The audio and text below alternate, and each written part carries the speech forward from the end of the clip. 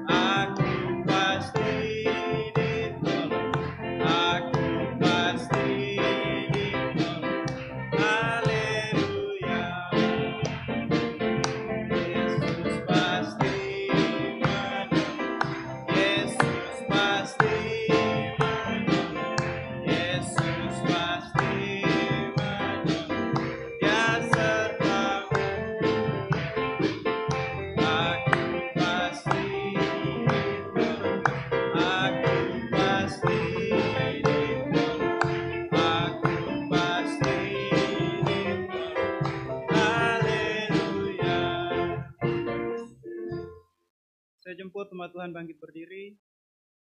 Kita sambung pujian kita yang berkata, jangan kau takut dan gelisah.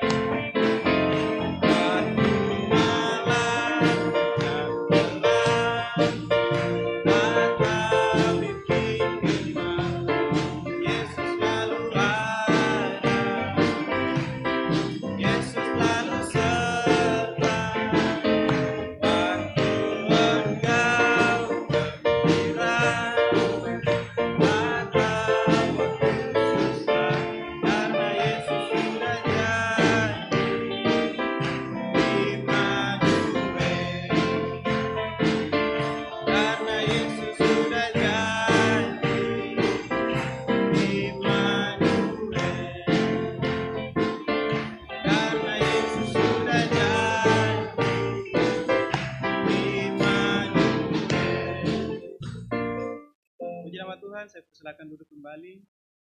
Saya membuka ruang kesaksian bagi umat Tuhan yang rindu menyaksikan kasih Tuhan. Waktu dan tempat saya persilakan.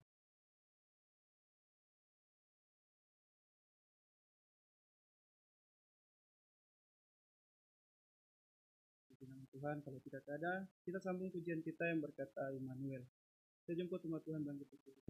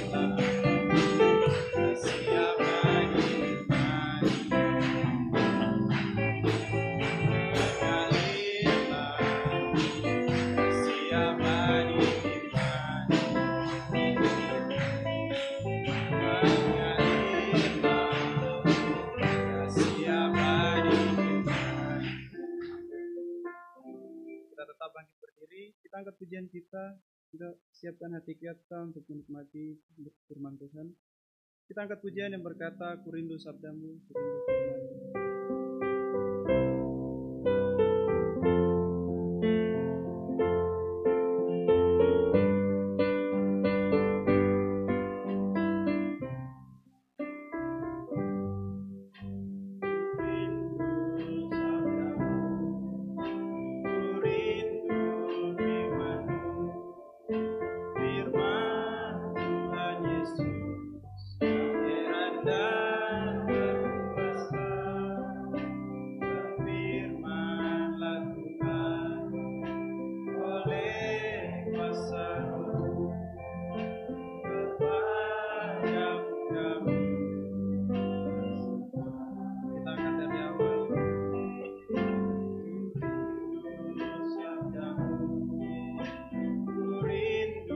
firman-Mu.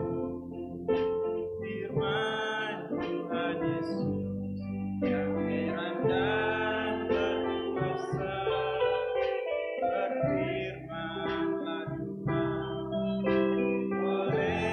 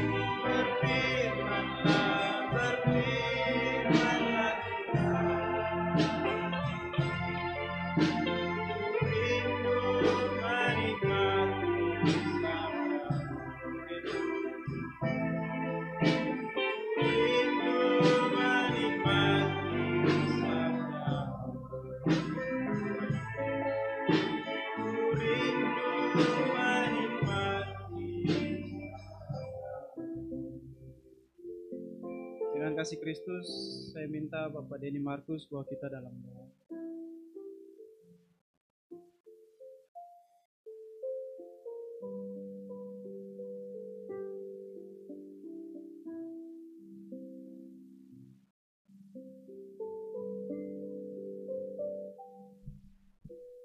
Saudara yang kekasih, mari kita berdoa.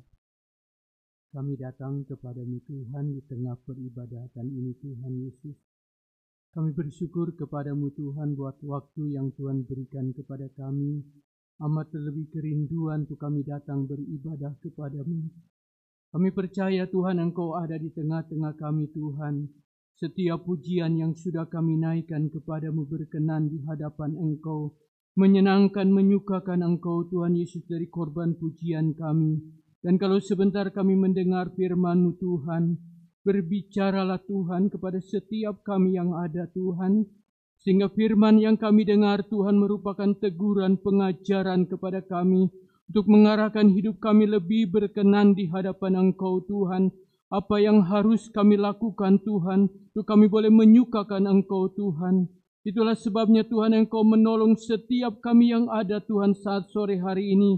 Jadikan setiap hati kami menjadi tanah-tanah yang baik Tuhan, yang siap ditaburi oleh kebenaran firman-Mu, dan firman-Mu tumbuh di dalam kehidupan kami, bukan hanya Tuhan Yesus, haleluya, menjadi satu pengetahuan yang biasa, tetapi menjadi satu kuasa yang bekerja di dalam setiap kehidupan kami Tuhan. Firman Allah berbuah dalam setiap kehidupan kami. Terima kasih Bapa di surga, terima kasih mengurapi hamba-Mu Tuhan dengan urapan yang daripada-Mu Tuhan, sehingga setiap kata-kata yang disampaikan Tuhan Yesus diurapi oleh Engkau, diberkati oleh Engkau Tuhan, menjadi kata-kata yang hidup, yang berkuasa Tuhan Yesus, yang mengajar kami semua.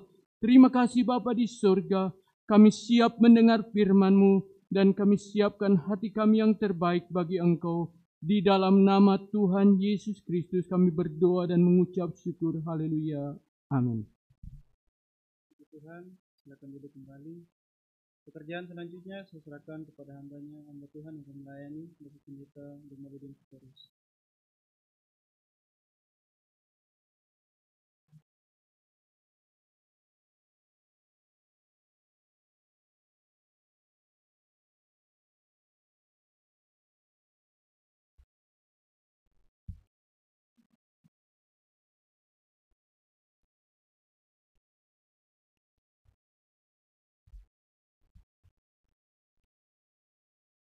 Haleluya.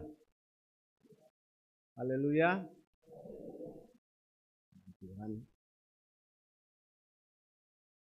terima kasih kepada Ibu Gembala yang mempercayakan saya untuk menyampaikan firman Tuhan pada sore hari ini. Dan kita akan mendengarkan firman Tuhan sehubungan dengan tema kita, mengutamakan Tuhan. Kalau kita melihat bagaimana Tuhan menata dunia ini dengan menciptakan ciptaan-ciptaan itu. Mulai dari hari pertama, kedua, ketiga, keempat, kelima, dan keenam. Allah menciptakan manusia itu pada hari yang keenam, hari yang terakhir. Dan dia menciptakan manusia itu berbeda dengan ciptaan yang lain. Dari urutan penciptaan itu kita bisa melihat bagaimana Tuhan mengutamakan manusia di atas ciptaan-ciptaan yang lain. Karena semua sudah ada hal yang penting untuk manusia itu bisa hidup, bisa langgeng, bisa bahagia. Tuhan siapkan semuanya, baru kemudian manusia diciptakan. Dan dia memberi mandat kepada manusia itu untuk berpuasa. Dia menempatkan manusia itu di Taman Eden. Dan ditutup dengan kata, sungguh amat baik. Sungguh amat baik. Manusia itu ditempatkan Tuhan pada tempat yang sama. Tetapi apakah balasan manusia? Ketika manusia itu ditempatkan di Taman Eden, sebagaimana Tuhan menempatkan manusia itu pada posisi yang utama di atas ciptaan yang lain, dia juga ingin melihat bagaimana manusia itu menempatkan dirinya di hati manusia itu. Maka dia berkata, semua buah pohon dalam taman ini boleh kamu makan. Tetapi tentang yang itu, yang satu itu tidak boleh kamu makan.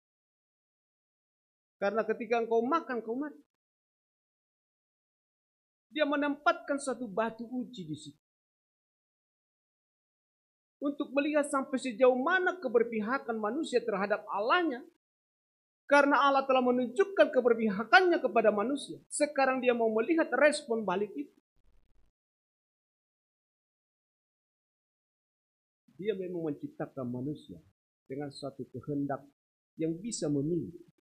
Yang tidak diberikan kepada yang lain. Bisa memilih taat atau tidak taat. Memilih dia atau tidak. Maka dia berkata, jangan makan. Kalau kau makan, kau mati. Tuhan bukan tidak tahu ketika ular datang menggoda Hawa. Tuhan bukan tidak tahu atau tidak bisa mencegah Hawa untuk memakan buah itu. Dia bisa dan dia mampu melakukannya. Tetapi dia membiarkannya. Karena dia sudah memberitahu apa yang akan terjadi. Aturannya, kehendaknya sudah diberitahu. Jangan makan. Kau makan, kau makan. Dan akhirnya manusia itu gagal dalam ujian. Gagal menempatkan pilihan. Pilihannya adalah memilih justru yang sebaliknya. Mengesampingkan, menggeser Allah. Lalu kemudian menempatkan keinginan. Keinginannya sendiri untuk mau menyamai Sang Pencipta.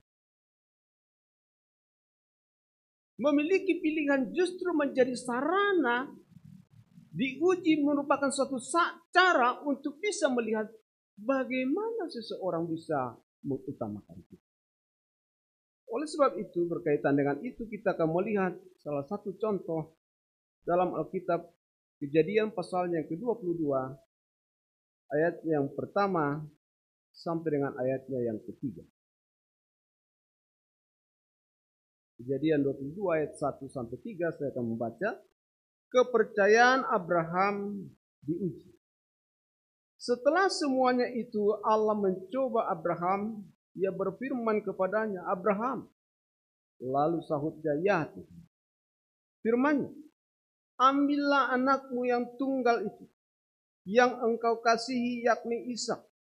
Pergilah ke tanah Moria dan persembahkanlah dia di sana sebagai korban bakaran pada salah satu gunung yang akan kukatakan kepadamu. Keesokan harinya pagi-pagi bangunlah Abraham. Ia memasang pelana keledainya dan memanggil 2 orang bujangnya beserta Ishak anaknya. Ia membelah juga kayu untuk korban bakaran itu. Lalu berangkatlah ia dan pergi ke tempat yang dikatakan Allah kepadanya. Mengutamakan Tuhan. Dan salah satu contoh dalam Alkitab pribadi yang mengutamakan Tuhan adalah Abraham. Di dalam ayat yang pertama dikatakan, setelah semuanya itu Allah mencoba Abraham. Setelah semua yang mana? Pasal 21 ayat yang ke-8, Abraham mengusir Hagar dan Ismail. Setelah Ismail diusir oleh Tuhan, sehingga tinggal sekarang anaknya hanya Ishak, maka Allah menguji Abraham. Sejauh mana keberpihakan Abraham kepadanya. Dikatakan dalam ayat itu, setelah semuanya itu Allah mencoba Abraham. Mencoba Abraham. Menguji.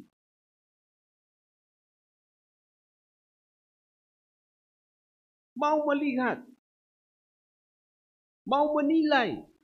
Mau membuktikan sesuatu. Tujuan dari mencoba ini bukanlah kejahatan. Bukan bermaksud buruk. Tetapi untuk melihat sesuatu. Apa? Kualitas hati Abraham kepada. Keberpihakan hati Abraham kepada. Allah mau melihat mutu yang ada pada Abraham. Setelah semuanya itu. Perjalanan yang begitu jauh bersama dengan Tuhan. Allah mau melihat bagaimana Abraham memaknai perjalanan hidup yang begitu panjang. Mulai dari Ur Kasdim pada usia 75 tahun. Sampai kepada masa itu. Dan kemungkinan Ishak di situ bukan lagi anak-anak. Karena dia sudah bisa berjalan 3 hari. Dia bisa dipanggulkan kayu sambil naik ke gunung. Dia bukan anak-anak. Berarti ini sudah lama ini perjalanan Allah dengan Abraham. Dan sekarang Tuhan mau melihat keberpihakan Abraham sampai sejauh mana. Maka dia mau mencoba untuk melihat keberpihakan itu. Di mana keutamaan Tuhan di dalam diri Abraham. Sebagaimana Tuhan telah mengutamakan Abraham di dalam banyak hal. Membela dia di dalam banyak hal. Termasuk ketika istrinya mau diambil Firaun. Dia bela. Tuhan langsung berurusan dengan Firaun. Ketika istrinya mau diambil oleh Abimelek. Tuhan langsung berurusan dengan Abimelek. Membela Abraham. Dan sekarang dia mau melihat di mana posisi Allah dalam hidup. Maka dikatakan dalam ayatnya yang ke-2. Ambillah anakmu yang tunggal itu, yakni yang engkau kasihi, yakni Ishak. Pergilah ke tanah Moria, persembahkanlah dia di sana sebagai korban bakaran pada salah satu gunung yang akan kukatakan kepada. Ujiannya, cobaannya adalah meminta anaknya yang tunggal itu, yakni Ishak, dan Tuhan tahu yang paling dikasihinya memang tidak ada lagi yang lain. Dan yang paling berharga itulah yang Tuhan miliki. Saya yakin adalah lebih mudah bagi Abraham memberikan seluruh hartanya atau memberikan nyawanya daripada memberikan Ishak. Jadi ini permintaan yang teramat sulit. Tuhan memojokkan Abraham. Tuhan menyudutkan Abraham. Dan tidak ada jalan keluar. Tidak ada pilihan. Karena tidak ada pilihan lain. Dia langsung menyebut nama anakmu itu. Yakni Ishak. Bukan anakmu saja dikatakan. Kalau hanya anakmu bisa cari dia Ismail. Tapi dia memberi identitasnya. Ishak. Ishak itu artinya tertawa. Jadi memberikan Ishak. Sama seperti membuat dia tidak akan tertawa. Allah meminta sesuatu yang teramat sulit, amat sulit. Hanya untuk melihat sesuatu. Mencoba. Dan persembahkanlah dia sebagai korban bakaran.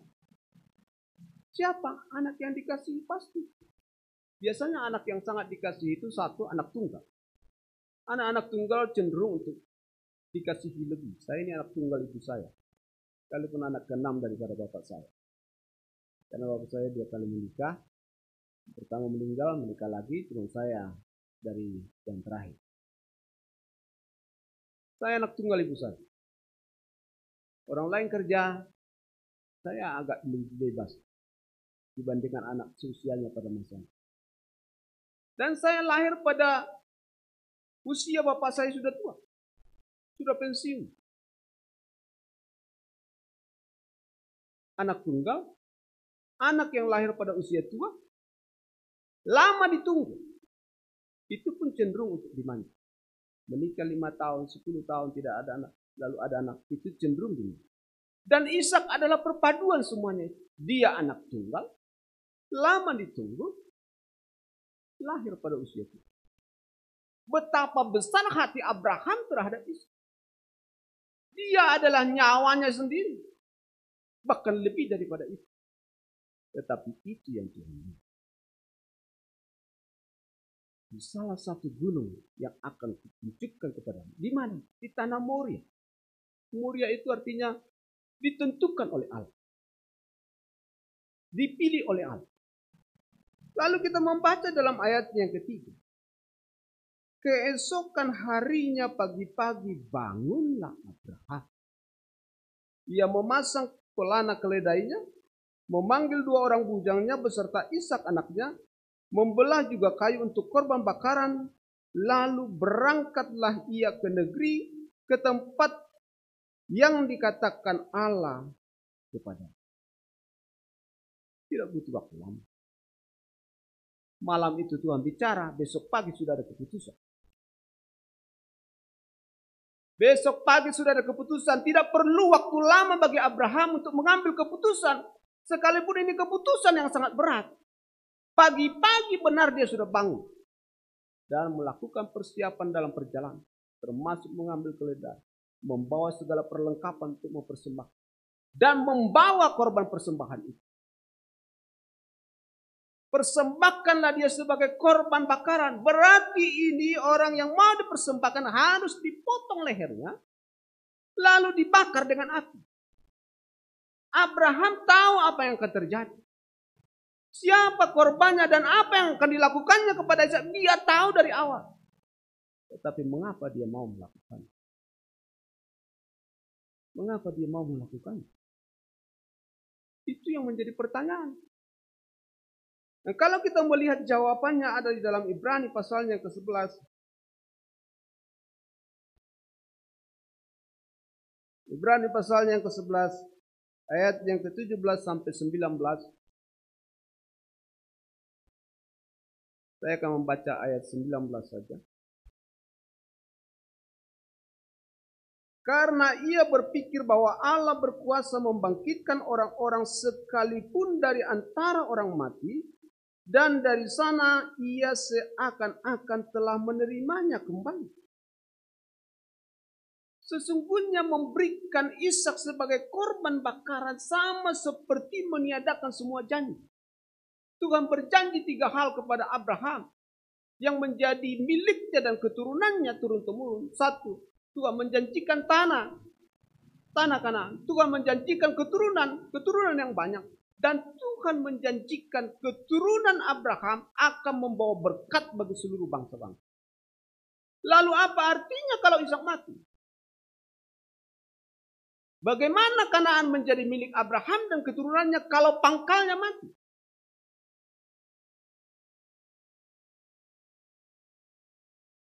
Tetapi Abraham melakukannya. Kenapa dia mau melakukannya? Di dalam ayatnya ke-19, karena ia berpikir. Karena ia sudah menghitung. Dia telah mengadakan inventarisasi terhadap segala perjalanan hidupnya dan memaknainya. Kesimpulannya, Allah benar. Tidak ada keraguan terhadap Allah. Dia telah mengalaminya, menghitungnya dalam hidupnya. Mengkalkulasi. Bahasa Inggris bilang counting, menghitung. Dan dalam hasil akhir dari hitungannya adalah Tuhan selalu benar. Tuhan membawa kepada yang lebih baik. Bahwa itu bertentangan dengan pikiran orang karena cara menghitungnya berbeda. Cara menghitungnya berbeda. Dia punya perhitungan dan dia menyimpulkan, menilai Allah. Allah tidak mungkin salah. Maka dia melakukan.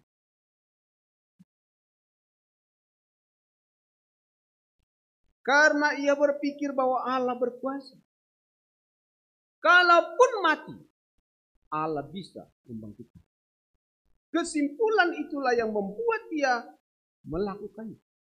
Dia mengenal Allahnya. Dia tahu siapa Allahnya. Dan dari pengenalan itu, kemudian tindakan itu menyata.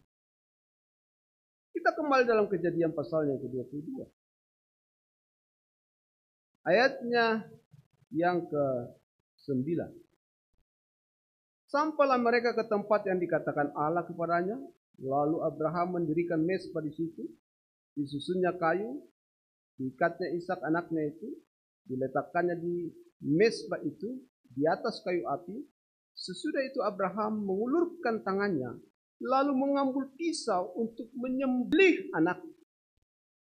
Mengambil pisau untuk menyembelih. Keputusan Abraham tidak berubah sekalipun sudah 3 hari.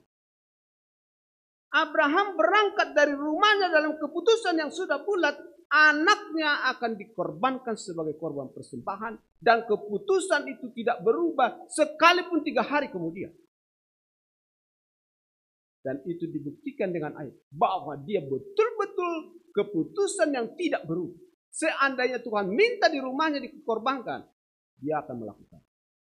Tetapi karena Tuhan menentukan tempatnya, maka dia membawanya ke sana. Di tempat yang ditentukan Allah. Di tanah Moria, salah satu gunung di sana. Dan keputusan itu tidak berubah di dalam hati Abraham. Itu sebabnya sesampainya di sana dia melakukan seperti yang diminta oleh Tuhan. Mengulurkan tangannya, mengambil pisau untuk menyembelih anak. Setelah itu membakar.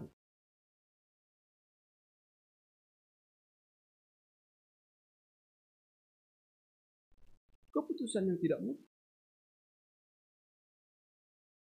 Tetapi itu bukan hanya Abraham yang telah berpikir tentang Allahnya. Bukan hanya Abraham yang menghitung siapa Allahnya sih. Bukan hanya Abraham yang memaknai hidupnya bersama dengan Tuhan. Ishak pun sama dengan bapaknya. Karena ketika Abraham mendirikan mezbah itu, Ishak mungkin ikut serta. Ketika kayu diletakkan, Ishak pun ikut serta. Lalu kemudian tentu dia menghampiri Ishak. Mengikat tangannya, mengikat kakinya. Lalu meletakkannya di atas kayu, di atas mezbah itu. Lalu mengambil pisau yang sudah disiapkannya. Dan mengarahkannya ke leher anaknya. Tetapi satu kata pun dari mulutnya Ishak tidak keluar. Tak satu kata pun keluar dari mulutnya Ishak. Ketika Abraham mempersiapkan mezbah, tak satu kata keluar dari mulutnya. Ketika kemudian dia dihampiri mungkin oleh ayahnya, diikat tangannya, diikat kakinya, tak satu kata, satu pemberontakan pun dilakukan oleh Ishak. Dan ketika pisau itu diarahkan ke lehernya, dia tidak berkata, "Bapak, apa yang kau lakukan?" Tak satu kata. Dia menyerahkan diri pada bapaknya. Sama seperti Abraham mempercayai Allahnya. Demikian Ishak mempercayai bapaknya. Maka Abraham melakukannya. Dia telah menghitungnya. Ishak lebih lagi. Dalam waktu yang singkat itu, dia telah menghitung bapaknya, berpikir tentang bapaknya, mengkalkulasi bapaknya, mengevaluasi, dan memberikan penilaian. segala tindakan Bapa pasti benar. Maka dia menyerahkan nyawanya. Tak satu kata pun keluar dari mulut. Sama seperti Abraham percaya kepada Allah, demikian Ishak percaya kepada papanya. Sama seperti Abraham mengutamakan Allahnya, demikian Ishak mengutamakan bapaknya. Dia percaya kepada bapaknya, Abraham percaya kepada Allahnya, maka Ishak dan Abraham sama-sama mengutamakan Allah itu. Bapak anak sama mengutamakan Tuhan dalam. Tidak banyak di dalam kitab satu perbuatan yang mencatat bagaimana iman daripada Ishak. Tetapi Allah telah memakai nama Ishak menjadi namanya. Aku adalah Allah Abraham, Allah Ishak, Allah Yakub. Di mana imannya Ishak? Yang terbesar itu di mana? Di sini. Karena tidak ada iman yang lebih besar daripada keberanian memberikan nyawa. Itu iman yang tertinggi. Dan Abraham, Ishak melakukannya. Maka Tuhan berkata, aku adalah Allah Abraham, Allah Ishak. Suatu tindakan yang teramat sulit diujikan oleh Tuhan, sekaligus muncul dua kualitas. Anak dan bapa. Bapa dan anak. Berarti Abraham sukses mengkadirkan anak. Abraham berhasil membimbing anaknya sehingga sebagaimana dia taat kepada Allah, demikian anaknya mengikuti jejak. Dia telah melihat bapaknya mengikuti Allahnya, sekarang dia mau ikut jalan itu. Dia ikut jalan itu. Abraham dan Ishak mengutamakan Tuhan. Tuhan meminta supaya kita mengutamakan Dia. Di dalam hukum Taurat, hukum yang pertama, akulah Tuhan Allahmu, seru Tuhan kita. Tidak boleh ada lain di hadap kecuali aku. Tuhan meminta yang utama dan itu menjadi legal dihukumkan di dalam hukum Taurat. Yang pertama dari segala hukum adalah utamakan Tuhan. Karena Tuhan sudah mengutamakan manusia. Dia telah mengutamakan orang-orang pilihannya. Termasuk kita. Hanya kita tidak menghitungnya. Kita tidak mengkalkulasinya bertahun-tahun perjalanan hidup kita. Pernahkah kita menghitungnya? Abraham menghitung. Karena ia berpikir. Ibrani 11 ayatnya yang ke-9. Karena ia berpikir. Karena dia menghitung. Karena dia telah mengkalkulasi. Karena dia telah menginventarisasi. Konkludnya, kesimpulannya adalah dia benar. Segala tindakan Tuhan, segala yang diperintahkan Tuhan benar. Dia sudah sampai kepada pengenalan itu. Dan itulah tanda dia mengenal Allahnya dengan berani melakukan. Memang mengutamakan Tuhan itu bukan perkara di mana kita seringkali mengutamakan diri kita. Manusia yang jatuh dalam dosa telah menempatkan dirinya pada tempat yang utama, lalu menggeser posisi Allah ke samping. Menggeser ke samping sehingga kita berubah posisi dalam hubungan dengan Tuhan. Itulah dosa. Sehingga kita menjadi meleset karena kita memelesetkan diri, keluar dari jalan, keluar dari jalur, keluar dari aturan. Kita tidak ada lagi di posisi yang ditentukan. Kita ingin menjadi pencipta. Kita dicipta.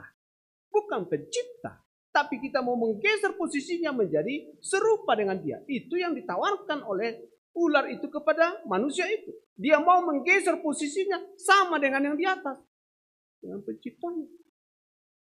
Dia mau mengambil tempat yang utama. Oleh sebab itu, mengutamakan Tuhan adalah tuntutan yang tidak bisa ditolak. Dan Tuhan sudah mengatakan itu dalam hukum Taurat, yang pertama dari semua hukum. Tetapi ada berkat bagi orang yang mau mengutamakan Tuhan. Kejadian pasalnya yang ke-22, ayatnya yang ke-15, 16, 17 saya baca. Untuk kedua kalinya berseru orang malaikat Tuhan dari langit kepada Abraham, katanya, aku bersumpah demi diriku sendiri, demikianlah firman Tuhan, karena engkau telah berbuat demikian dan engkau tidak segan-segan untuk menyerahkan anakmu yang tunggal kepadaku, maka aku akan memberkati engkau. Ini satu berkat orang yang mengutamakan Tuhan, sekalipun itu nanti di ujung, karena tidak ada orang bisa mengatakan saya mengutamakan engkau, kecuali kalau sudah diuji. Itu nanti kesimpulannya diuji. Maka Tuhan memberi berkat, bukan hanya berkat, tapi ada kata di situ berlimpah-limpah. Berlimpah-limpah. Tuhan memberi berkatnya berlimpah-limpah, bukan hanya memberkati, tetapi berkat yang melimpah. Lalu yang kedua adalah membuat keturunanmu sangat banyak seperti bintang di langit dan seperti pasir di tepi laut. Jaminan keberlangsungan Tuhan berikan. Generasi Tuhan adakan. Sehingga ini berkat bukan hanya untuk satu generasi. Karena ada keturunan kemudian yang mewarisi lagi. Maka ini berkat berlimpah-limpah. Bukan untuk satu generasi, tapi generasi ke generasi. Lalu kemudian di dalam ayatnya yang selanjutnya, dan keturunanmu akan menduduki kota-kota musuh. Dia punya nama, punya pengaruh, menjadi umat pemenang. Namanya dikenal di mana-mana karena punya prestasi. Menduduki tanah, berarti dia berprestasi. Dia bukan hanya ada di sini, hebat di sini, tapi hebat di mana-mana. Punya nama. Dan ayat yang ke-18, oleh keturunanmu semua bangsa di bumi akan mendapat berkat karena engkau mendengarkan firman. Bukan hanya untukku dan keturunanku, tapi berkat orang yang mengutamakan Tuhan adalah dia menjadi berkat bagi bangsa-bangsa. Dia membagi berkat bagi bangsa-bangsa. Dia mengulurkan tangannya bagi orang lain. Dia membuka tangannya. Anak cucunya tidak pernah meminta. Tapi itu nanti. Jangan minta di awal.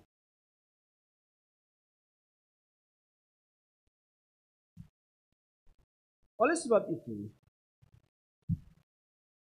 mari kita membuat keputusan. Apa yang harus kita lakukan. Dan saya akan membaca ayat yang terakhir, Matius pasal 6 untuk menutup khotbah ini. Ayatnya yang ke-33. Matius 6 ayat 33. Tetapi carilah dahulu kerajaan Allah dan kebenarannya, maka semuanya itu akan ditambahkan. Yang dijanjikan itu Tuhan akan berikan jikalau kita mengutamakan. Karena Tuhan sudah mengutamakan kita, maka tidaklah salah. Satu bentuk keimanan kita kepadanya adalah mengutamakan Dia. Tetapi ketika kita mengutamakan Dia, saudara, justru kita akan semakin. Amin. Mari kita berdoa. Sungguh kami membutuhkan Engkau Tuhan, merindukan Engkau, untuk menjadikan Engkau yang utama dalam kehidupan kami. Karena Engkau mengasihi kami, sungguh sangat mengasihi kami. Dan Engkau telah memberi yang terbaik bagi kami, menyertai dalam sepanjang kehidupan kami. Bahkan ketika kami salah pun Engkau sabar kepada kami.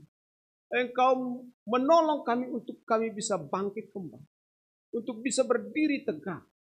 Bahkan Engkau merancangkan suatu rancangan yang tidak ada di dalam hati dan pikiran kami. Kami telah menerima banyak daripada-Mu Tuhan. Keberpihakan hati Tuhan kepada kami yang nyata telah Tuhan berikan di dalam Yesus Kristus yang mati menggantikan kami untuk menebus dosa. Tanamkan firman dalam hati kami. Beri hati dan pikiran yang berpihak kepadamu supaya kami bisa mengutamakan Tuhan, meninggikan Engkau di atas segalanya. Seperti Abraham, seperti Ishak, dan kami juga dalam generasi ini. Dalam nama Yesus kami berdoa. Haleluya. Amin. Tuhan, saya kembalikan kepada Tuhan.